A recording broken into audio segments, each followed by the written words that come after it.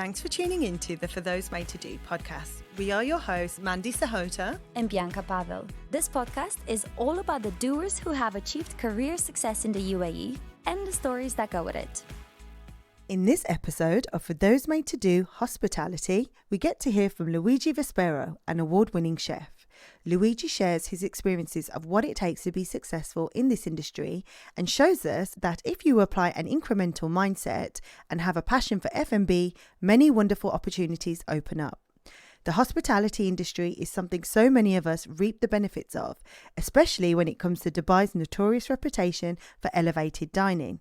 Now you get to hear what goes on behind the scenes. If you're curious to hear how an award-winning chef went from creating new recipes to managing 7 concept restaurants across Dubai, what opportunities will open up in hospitality as the industry is expected to double in the next 5 years, and how AI is being used to cut food waste and create new cookbooks, then grab your headphones and tune in with us. This is our treat.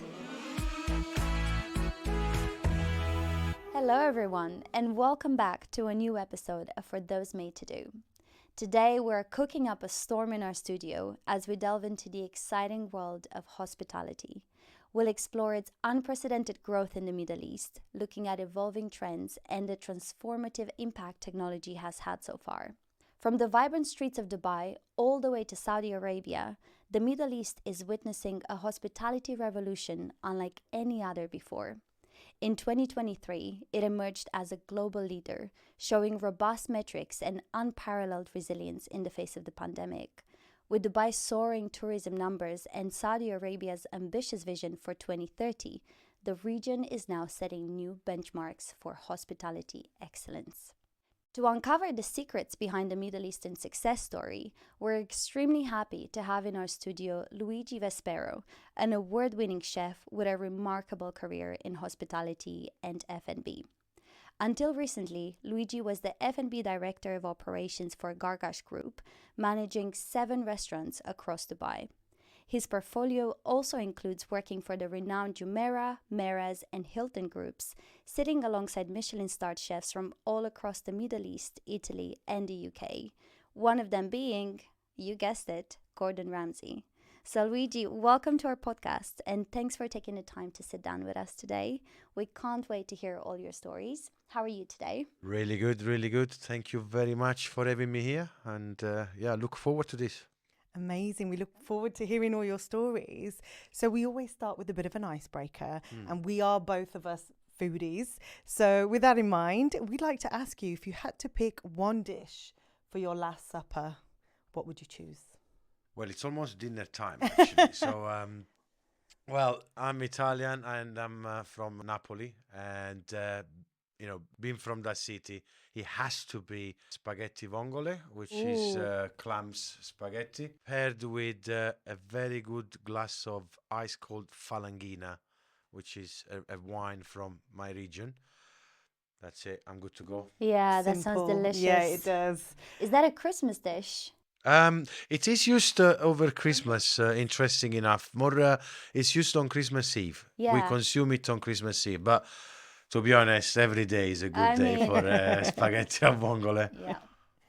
Amazing. Well, you've built a really successful career in hospitality, almost 27 years across different hoteliers, real estate holding groups. Can you just walk us through some key milestones that brought you to where you are here today in the Middle East? Sure.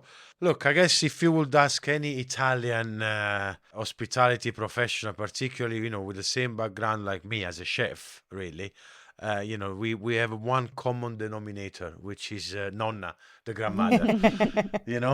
Everything in an Italian house starts with a grandmother, and that's where my passion for food and cooking started. That's where it came from. Since the tender age of 15, I knew I had to choose which education path I wanted to follow. So that's what I did. I did hospitality school. Started at the age of 15. I studied for 5 years. So the first 3 years were more like a qualification. So that's where the initial 3 years you will study more about what you want to follow, and in my case was culinary. And then the last 2 years was more, an overall business acumen, of the industry. that would prepare you later on for university, basically, like college, right? But I come from a very modest family, so whilst I was studying, I was also working weekends and during the summer breaks. So I started my internships, I would say, right? So very young. Started from a pot washer, all the way to a 3 Michelin star and a 5-star luxury hotel.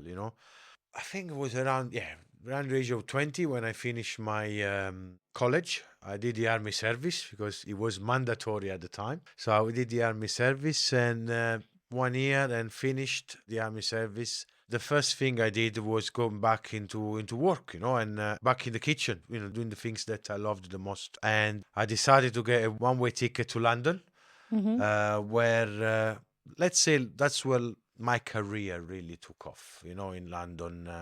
Initially, I was working for some Italian restaurants whilst I was getting acclimatized, let's say, Yeah. until one day I knocked at the door of, Gordon Ramsay. That was at Claridge's. Oh, wow. Yeah. And, I said, I would like to work here and, yeah, jump in. As simple as that. I'm sure it wasn't that easy, but okay, you're being modest. And then offline, you can tell us some of the Gordon Ramsay stories later. Sorry for our listeners. We won't disclose those. Okay. And then when did you make your way to the UAE? To be honest, it was my wife who started the conversation about moving to Dubai, moving to the Middle East. I was very ignorant at the time. I was the skeptic one saying, you're mad. But, I said, look, you know what, let's give it the whole thought, the benefit of the doubt. And let's go on holiday. So we came on holiday here in Dubai. I fell in love at the airport. Oh. And and that's it. I Moved here decided 2 weeks later. 1 You year. never left. 1 year. I went back after holiday. I gave 1 year notice Yeah. to my former employer, and I moved to UAE, and that's where I started in Jumeirah. That's where I worked in Jumeirah as head chef at Emirates Towers, Jumeirah Emirates Towers. I was head chef of the rib room at the time. Really good experience, fantastic company to work for, and I think moving to Dubai, I couldn't have found a better company, a better employer. At the time, and I'm sure they still do, Jumeirah really take care and look after their employees. So I felt, in a safe port to land, you know what I mean? Yeah, which is really important. Really good, really good.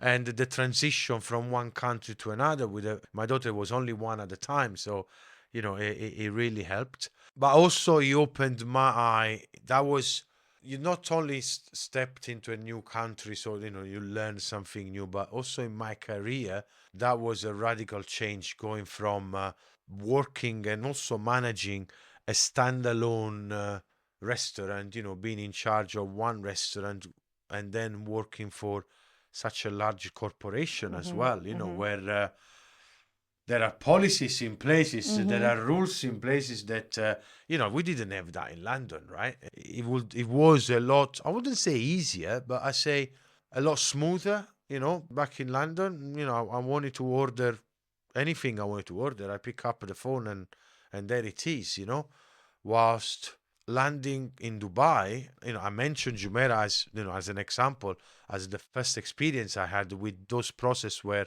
you need something, you need to request to a guy, then, and before I want to buy this pen, I need 7 signatures. At the time, I didn't understand, as in, why is it so difficult to buy a tomato from, why is it so difficult? But then later on, I learned and I understood, the process behind, and it's called supply chain and logistic, Which you now master, so. exactly, it's so that's what I mean. He opened my eye to a completely different world, which I then developed myself into further. Just out of interest, how did these experience of working at Claridge's and with the Galvin brothers, how did this condition you for your kind of entry into the Dubai market? I mean, you can imagine, I was 26 at the time when I was lucky enough to work with Gordon. not Chef Ramsay, Gordon. And obviously that was a key to open many doors later on, right? And then, from working with Gordon, I then worked at the Wolseley, another fantastic establishment, and then later on again Michelin star with the Galvin brothers. So, I carry a package that certainly helped me coming here to Dubai, 100%, right? Experience talks. Yeah. Experience talks, and hence why when those experiences reflect into a resume, companies tend to look for those talents. So this brings us on nicely, I think, to our next question, because from going from a chef into more of an operational role, what skills do you think you've leveraged that you've taken from inside the kitchen to outside of the kitchen? And for someone who wanted to, say, enter into hospitality, say, without having like a long history and a long experience of, starting from the ground up in hospitality, what do you think these people need if they just wanted to kind of enter in, say, from a business background? Very good question. Right. First of all, I've been in the kitchen for 24 years. And the reason why I stepped out of the kitchen is simply because, you reach a level where, you reach a ceiling where, you can move from one establishment to another, but you just carry your expertise from one hotel to the other, right? And that's where I felt that I needed some sort of a career change, but without leaving the industry, an industry that I absolutely love, right? So for somebody coming with a different background, for example, going back to your question, with a business background, what do they need? Well, I'm afraid they needed the ABC, that it only comes getting your hands dirty. You do need to get into the kitchen. You do need to follow a culinary. They need to understand the product, right? Yeah. If you can be good at numbers, you can be great at a spreadsheet, but there is a chemistry that goes behind food, right? So your recommendation is anyone who wants to enter the world of hospitality to go and have that experience on the ground first, just to kind of understand. I mean, I think both of our first jobs as well. I mean, you'll probably judge me here. My first job was at Pizza Hut. I worked in an Indian restaurant, right? So It's yeah. been nice to see you, ladies. So yeah, but it does shape you and it does teach you things. 100%. Right? Yeah, so it's Yeah. important. Look, this industry is there for everyone, right? But not everyone is made for this industry. Absolutely. You can't, it's not easy. It requires lots of hard work, dedication, and passion, long hours, very antisocial hours. So, unless you really love it, why you are in it? This is not a job where you work to pay the bills. No, you do because you love it. It's driven by passion. And that's why, I know it's been said many times, but I consider myself one of the lucky ones because I don't go to work. I just wake up and I live my life, and my life is in hospitality. That's fantastic. I love that. I think it's so important to have that passion for what you're doing. And we talked a lot about this in our previous episodes. When you do have that passion and you have the drive, one, it doesn't feel like work. And two, you have that determination to keep getting better and better. Not because you have to or because you need to get a promotion or you need a higher salary, because you're genuinely curious and passionate to discover what else can you do? What else could be done that no one's done before? 100%, 100%. And even if it's not done before, but if it's something that you have never done before, right? And then, so now we go back to your question, moving from the kitchen to managing a full operation. I went from managing 50 people to 120 overnight. You need to readapt and readjust yourself completely. First of all, wearing a suit is not as comfortable as wearing a chef jacket. True, yeah.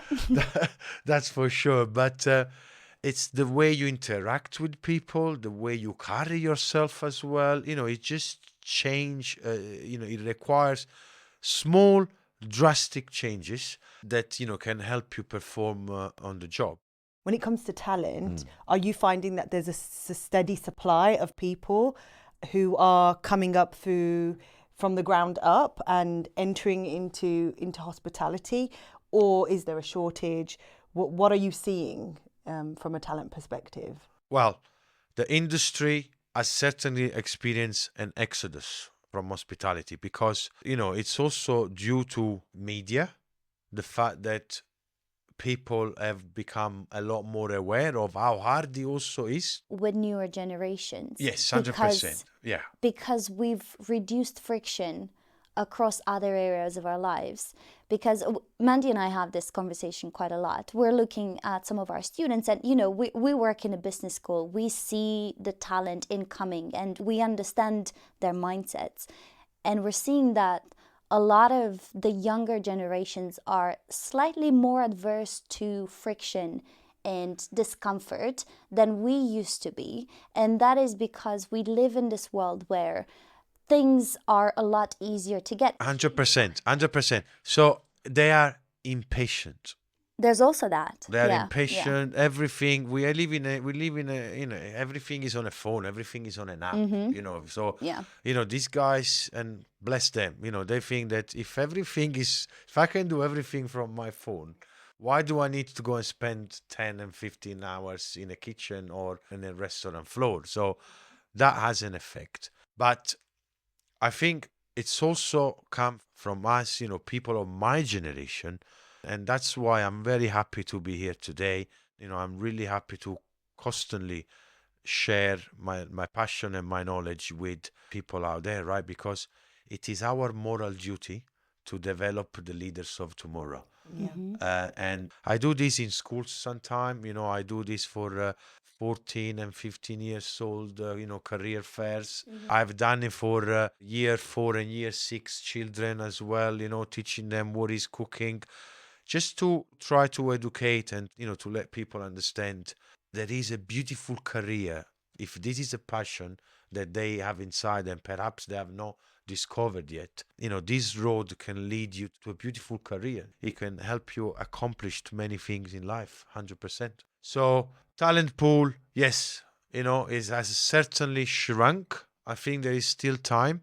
And the only way is to have a larger corporation, larger and small, really, to bring in more internship, right? For people who want to try, like you say, if I come from business background, because, my dad wants me to be X, but I love food. I love food and I feel like I have a passion for it. How do I go and at least to try it? So through internship, it's super important. I do believe that we also should lower the minimum age for younger students to come into the kitchens. I think, if I'm not mistaken, 16 or 17 is I think it's 16 when you can correct. start. I think a little bit younger doesn't harm, at least not working, but spend a day in the kitchen, at least to see, right? But obviously for health and safety reason, is not allowed. But what difference does it matter between a 15 and a 16 years old, right? So we won't put it on a meat slicer on day one, right? It will be in a corner peeling potato and carrots, really. But besides of that, I think it's important to expose younger generations to the industry as much as possible, talk about it as much as possible, share stories as much as possible, and inspire people as much as possible, really. It's the only way to bring people back into the industry. Yeah. I really love that. I think you would have seen this online as well, or I don't know if you do, but I get a lot of food bloggers and vloggers that are now coming out. And I know that this is not the same as being in the environment, but I am optimistic because I'm seeing a lot of people who are more openly talking about their passion for food. Now we're also talking about a lot of people with different diets. People are trying the keto diet. Some people are lactose free, some people are gluten free, some people, and I'm seeing a lot of food vloggers that are saying, here's a hack that you could do in the kitchen. So I think the appetite is there. There's a lot of drive. And I think technology and social media, as much as it's kind of made a lot of people adverse to discomfort, it's also created a platform for new people to express their interest in this industry. So Just a tip for anyone looking to kind of recruit fresh talent into this industry, maybe look at some of those vloggers that are broadcasting. And that's pure passion, right? It's unpaid, it's in their own time, it's experimental. Just me and a camera in my kitchen. I think there's a lot that I'm seeing out there that could be quite good. What do you think of that? As a very personal opinion, I think it's good to see people handling Trying. food and trying, Yeah. more and more and more, and tell the world, that they love food, right? But there is also a false reality behind it, I think. If I'm in my kitchen with a camera in front of me, it's completely different of being in a Michelin star kitchen with 20 other chefs. When you are at boiling point, in the kitchen and you turn the camera off. It's a different thing. From a commercial point of view, obviously these are two worlds apart from each other, 100%. right? Yeah. But from when you talk about passion, actually, is And that a good way pipeline. to pipeline? Like, Yes, is this yes. actually a way to bring like new, fresh, innovative talent in from the younger generation? Because True. yeah, That's right. I think it's important. Look, like everything is life. Be of everything. It's good. Finding that balance, I think, is important. Social media, and it's something that is with us, and it won't go anywhere. If anything is, it grows more and more and more. It will grow more and more and more, and it's something that we have to use it for the benefit of the industry as well. can I just ask one more question from the talent front? Because obviously we've talked a lot about back of house and being in the kitchen and things like that. But from a leadership perspective, say front of house, what has it taught you? Like, how has it developed your skills, like managing a large team in a very operational environment? Like, what leadership qualities do you think that's developed in you from the experience you've had over the years? Look, I think you can develop yourself into a leader, 100%, but it's also leadership needs to be in you, needs to come from you.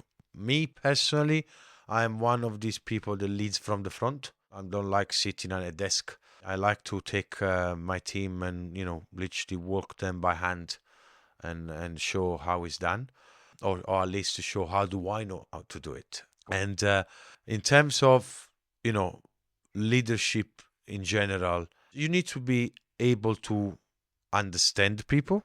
You need to be able to read people. You need to be able to listen to people, right? And this is something that I also developed myself as I come out from the kitchen, right? Completely two different environment. So you can't talk to a chef the same way you talk to a waiter and vice versa, right? The one won't listen to the other. There is a way to address one and the other. And I think that's where leadership skills comes into the way, be able to be almost chameleontic, right? And change color and change skills based on who do you have in front of you, and and the way, how can I get the best out of this person, right? In which way I need to talk to this person to get the best out of them, for them to understand me and ultimately deliver what needs to be done. Does that answer your question? It does indeed. Awesome. Let's zoom out a little bit and look at where the hospitality industry is right now.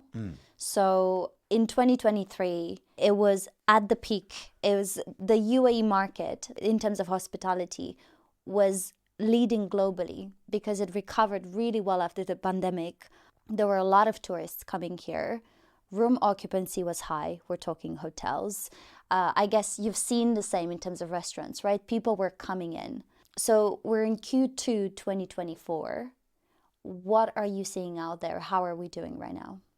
I think the sector in Dubai and in the Middle East in general, it's extremely strong, and it will strengthen more and more and more. Like in every business, there will always be, a slowdown, a correction, but the growth eventually, is going to be there. If we want to zoom out for a second, this country is 50 years old, right? We're talking about a very young country that it has so much room for growth, so we certainly have not seen the peak yet. I don't know whether we're going to see the peak, or that's a job for next generations.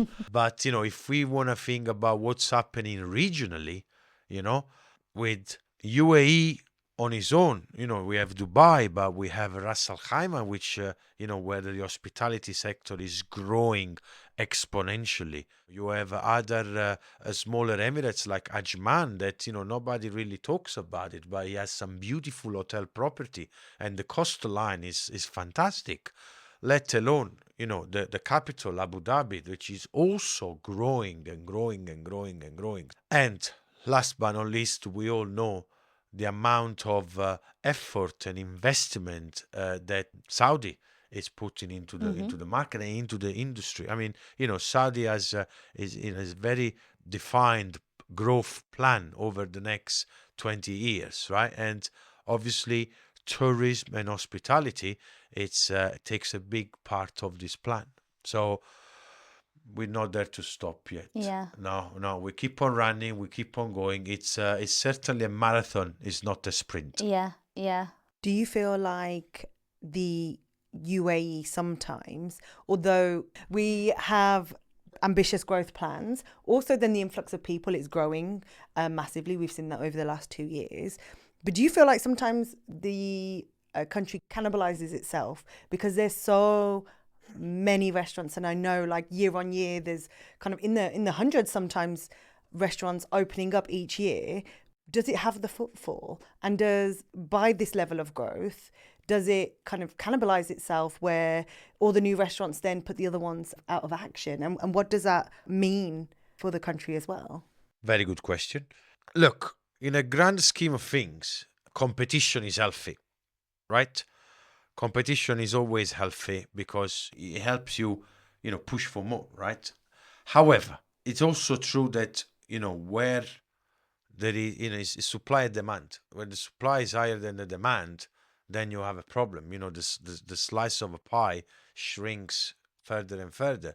There's one thing that I have learned here in the Middle East, in Dubai, from my time here in Dubai. And I always thought it was very interesting coming from Italy and Europe in general, is the lifespan of a business restaurant. It's very short. I can imagine. Unless you are, the Zoom of the world and the LPM of the world, and, to name a few, right? And there is some other establishment that, now cover a global market, right? But if you are a standalone, it's very difficult, extremely difficult, and the lifespan is very short. And I've always found very interesting. And I guess the reason is because every other day there is a restaurant. No, but I think there was a year where we have experienced between high-end restaurants and coffee shop and premium casual restaurants, 180 openings. Yeah, I read That's that. one every other day. How can be sustainable? That's one thing. It's not sustainable at all. That's for sure. And we do know of many restaurants opening and then a few months down the line, Yeah. gone. There is also something that needs to be said, is like that we follow trends a lot. I've noticed, there's been obviously the Japanese trend and everybody opened Japanese restaurants. Then we had the French with, following La Petite Maison. And then at some point, Nusret came, and now we have a Turkish steakhouse in every single corner of Dubai. Then the Greeks, there's been the Greek invasion, and then the Peruvian, obviously the Italian we had. But, at what point, it stops really?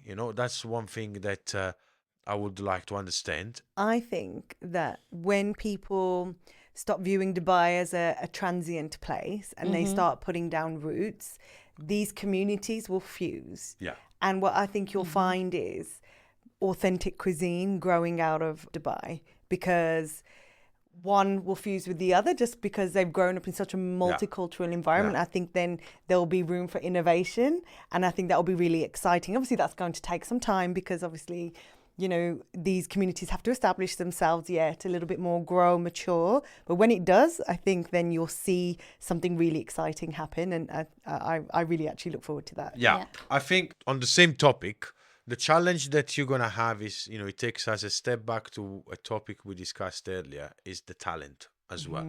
Because with more and more restaurants open at such a rate, with the talent pool being so restrictive globally, then, you end up, taking people from the same pool, right? So you will see people jumping from one restaurant or one hotel to the other in a very short span, Yeah. and that doesn't give them enough time to acquire the knowledge, acquire the skill set that they need for, the role they might be going for.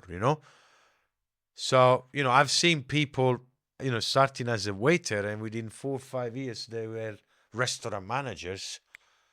And I'm not saying that, it's a very fast growth, I think. Sometimes too fast, Mm-hmm. right? So if I go back to what I said, it's our moral duty to train and teach the leaders of the future. If the leaders of the futures are growing at such rate that they won't have the actual knowledge to pass on, so where are we going? Right? So this is something True. that it does worries me. To close on this subject, I think, something that I'm observing in Dubai when it comes to restaurants is the growth of neighborhood restaurant. And this is something that I love and I'm Yeah, really me too. happy to see, Yeah. because it's something that you have in Europe, your Yeah. neighborhood restaurants that it's very fairly priced, that you can go more than once a week, right? Or, at least more than once a month, right? And is your local, and you go and you feel comfortable and the waiters recognize you. And so where you really feel almost at home, right? Yeah, and you'd want to support as well and encourage because 100%, it becomes part of your community and your routine. 100%. Yeah, I love that 100%, as yeah. well. So then when we're looking at the other end, at fine dining, and this is your area of expertise, when it comes to what demand you're seeing from customers, what is the behavior pattern here? Why do people choose fine dining in Dubai? And what are they after? Is it just the food, or are they looking for the overall experience, the entertainment, the Dubai bling, so to speak? Yeah, the dinnertainment, right? Look, Is that an official term? it is. It is. It is. It It's a is. thing. It's a thing. It's a thing. So, what is that people are looking for at a high level? Food these days is given for granted, right? And rightly so. If you go in a certain establishment where, the average check it's above many people belts, but you want to treat yourself, right? It's important to make sure that every single aspect of the experience is being taken care of. So what people look for is high level of professionalism from the moment they pick up the phone to make the reservation. If they pick up the phone, unless it's done through an app, and even so, it has to be very smooth and user friendly, to the moment they step up out of the restaurant or hotel, and they've been bid farewell. And in between, there is a word in between, Bianca, is how do I reach the venue? Yeah. So when I reach the venue, how is the valet?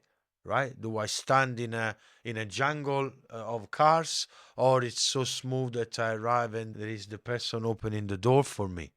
Right? The entrance, the arrival experience, how is it? I've seen restaurants that the entrance of the restaurant is right next to a bathroom door, and that how does that make the arrival experience? That's jeopardize it 100%.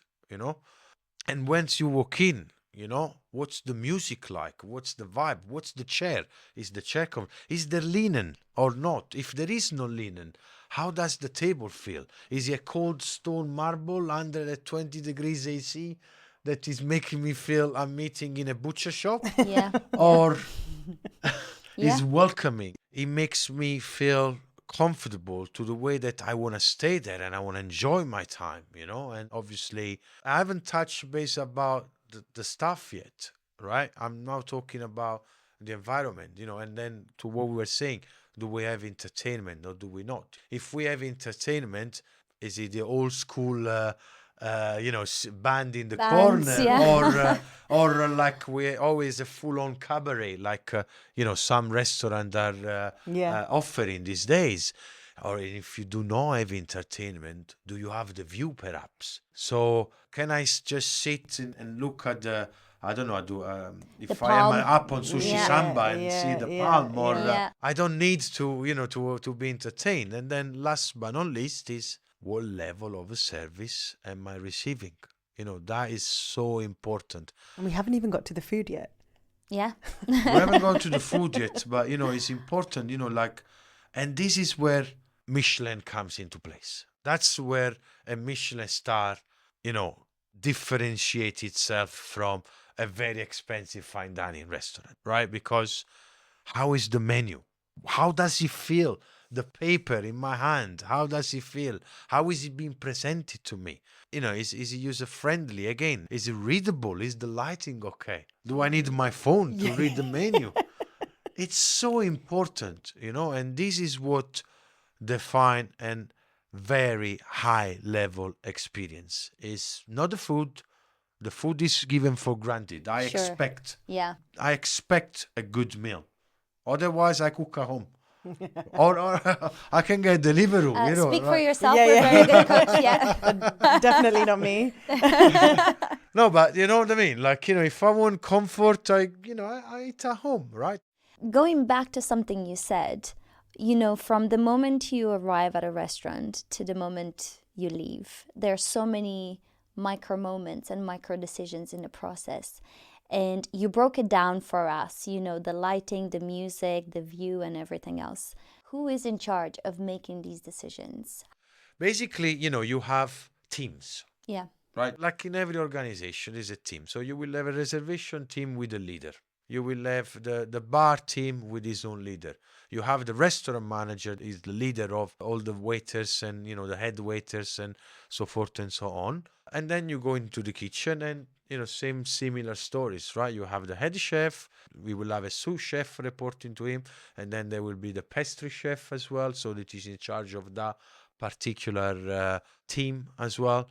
So I think it's always a team effort. If you ask me, there is no one person in charge of making those decisions. The general manager of that one restaurant will be the one implementing those policies or those SOP, those practices. But it's always a team effort. It can't be one man job. It cannot be one man show. Okay. So could you tell us a little bit more around the hospitality cycle in this region?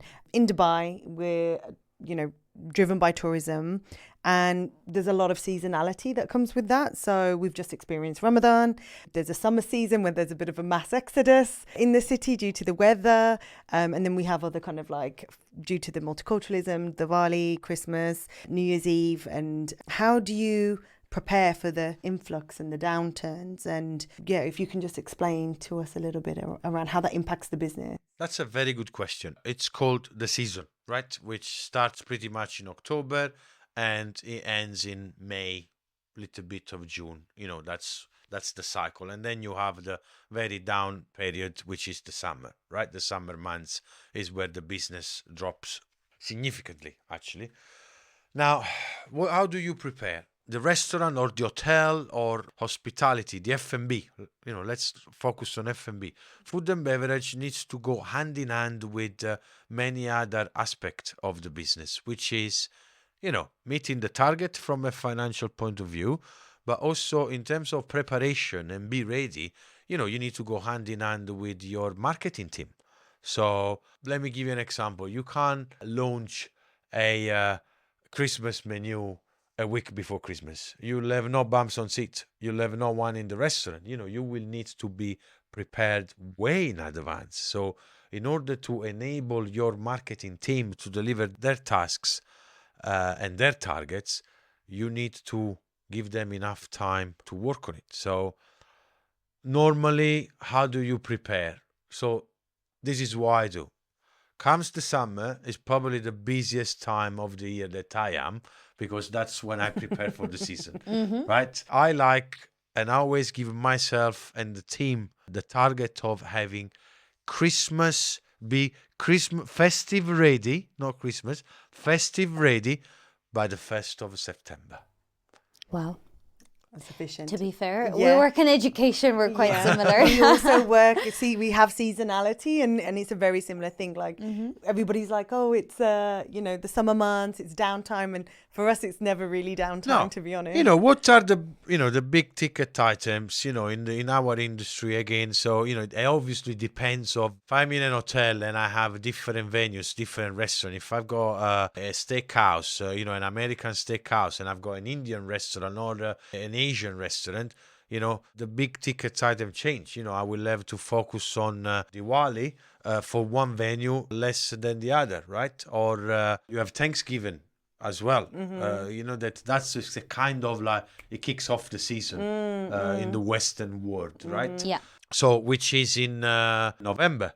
It's about to be ready. It's about to be always ready, way in advance. Allow rooms for error, right? So that you can fine tunes as you come closer to the launch date of an event, of a menu, of anything. And also, again, remember, you need to train your staff, right? So if as a chef, I don't give myself, Luigi, all the knowledge about the new menu that I'm launching, if I don't pass it on to the guys onto the floor, how can they sell my food, right? So if I don't give them enough ammunition, how can they go out there and shoot? Absolutely. So, having discussed all of this, Luigi, if we want to take a look into the future, and we're seeing massive transformation and disruption coming from artificial intelligence and also automation, which I'm assuming are the two biggest things that are impacting supply chain right now in the F&B industry. What do you think we're going to be seeing in the UAE in the next 5 years that's going to continue this trend of change? So I think what we're going to experience is people adopting and utilizing technology more and more and for the better. I do. I absolutely love it. I love ChatGPT.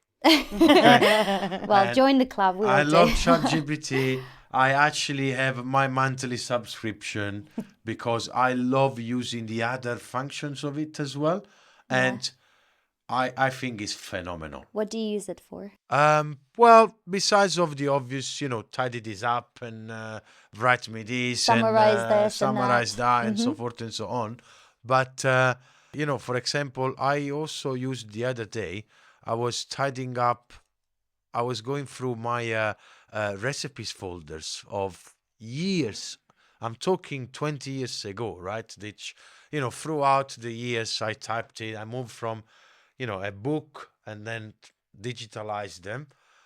And then I ask AI to create, A cookbook. to put it together, I love that. Can you format this for me, and then can you put the picture here? Can you move this there? It's phenomenal. Absolutely. Things that I would spend hours and weeks doing it. Done. It was done, in a fraction of a second. So I don't think we will never go to a restaurant and there will be a robot cooking your Michelin star dish, right? That it will still be a skill that requires a human element, a human touch. Because at the end of the day, hospitality, food and beverage, we are an industry of people working for people.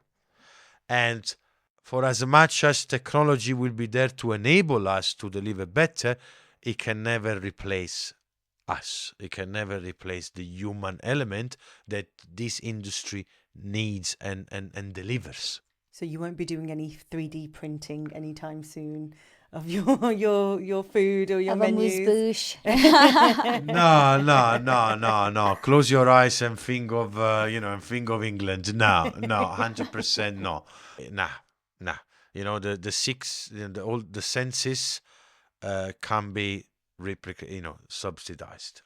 As someone who's come through the kind of traditional training system of working in the F&B industry, when you see technologies that are using AI, say, to like tackle food waste, because obviously that's quite big in this industry too, especially in this region. Is that something you're open to? Fantastic. Yeah. Fantastic. We had it. I've used in one of my previous role, Hilton. So we had this machine that you would literally put the plate of food under a camera. I would take a picture and instantly segment the picture to tell you what food were you wasting and recording the weight. It's phenomenal because he did help me at the time I was a chef. So he helped me understand the trends, right? What people eat the most, what people favor the most. So if every day, there is, and now I give an example, right? If every day there is 10 kilo of broccoli going in the bin because no one wants to eat the broccoli, but me, because it's on my menu, I keep on putting on. Yeah. I'm wasting food, right? I'm wasting time preparing this food, and I'm wasting money. So 100%.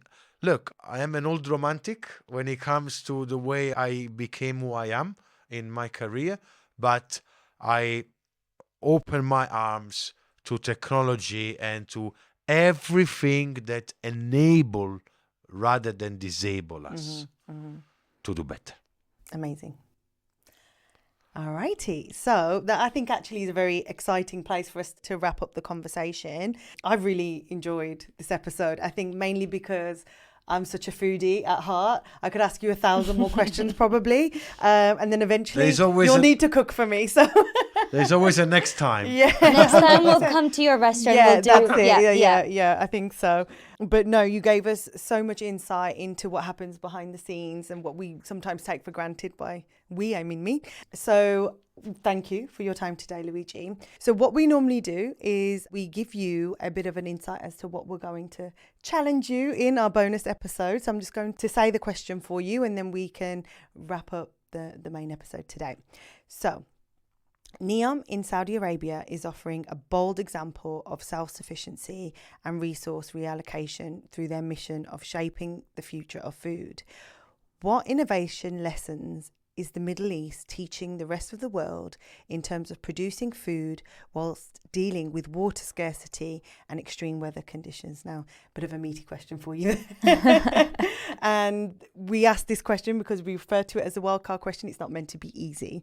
So this is our challenge to you, which we'll wrap up in the bonus episode. So thank you.